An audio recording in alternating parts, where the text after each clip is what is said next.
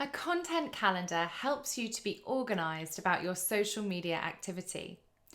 You can use a calendar to plot ideas, plot awareness days or key events, or even to copyright your captions so they're ready to be posted on the day intended. Here's an example of a content calendar. In this case, the pub is using the content calendar just as a prompt for ideas for upcoming posts. Then on a weekly basis, they can actually write and schedule this content in, or they can react to this content calendar by carrying out these ideas on a day-to-day basis. If we look at the example, you can see they're present on Facebook, Instagram, and Twitter. And they do have separate content ideas for Instagram stories, which is a great idea to offer more of a behind the scenes look at your pub. So on a Sunday, it's all about the Sunday roast, posting pictures of the Sunday roast with a link to book for next weekend. Also, collating some of the customer images from your Sunday roast and putting that on Instagram as well.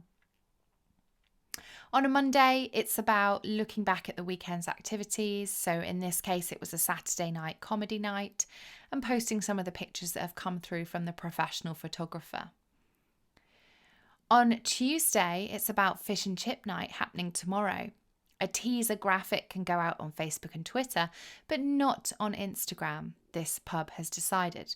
Instead, they're going to use the stories to run a bit of a poll, asking customers whether they prefer salt or vinegar or both on their fish and chips. On Wednesday, it's National Fish and Chips Day, so this is a great excuse to use this hashtag and tag it in with all of your fish and chip content.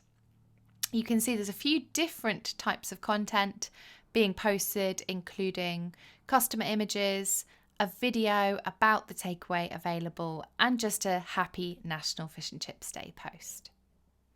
Thursday is about promoting upcoming events.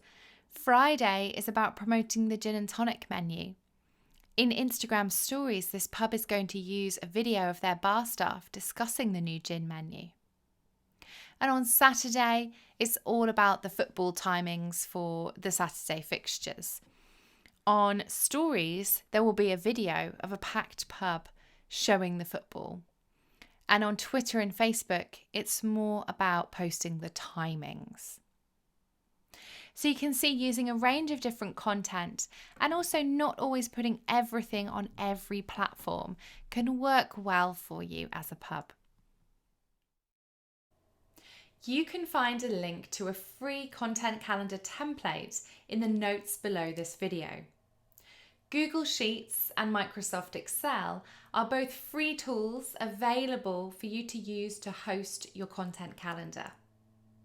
A calendar is especially useful when you're working in teams to help others see when you've got planned content and to help you organise what needs to be created. Don't forget to use your key date research. So do your research into upcoming holidays, events, and awareness days. Remember that these dates are great for social media content, so they have a really good chance of trending. And if you're using some of these dates to tie in your own content, it usually means a greater reach. Do be aware that not all of these awareness days will be relevant for your pub, but there are certainly plenty of food and drink based celebrations happening throughout the year ahead. Once you've decided on your posts, you next need to be clear on where your content is coming from. So who's gathering those photos and videos? Is it staff? Are you setting your staff a challenge? Are you using a freelancer or a professional photographer? Are you creating the content yourself? Can content be gathered from other sources? So, for example, if you have a performer coming in, do they have their own social media and you could use some of their photography, obviously with their permission? Are there any stock image sites that you could use, such as Unsplash, to download some pictures of pubs, food, drink? Remember, it's always better to use your own original pictures though. Who will create any graphics that you need creating using tools like canva.com? And when will the content be created? Is it pre-event or is it live in the moment content? Or if you're using a professional or freelance photographer, when are you expecting to get those photos through from them? All really important questions to understand to plan out your content.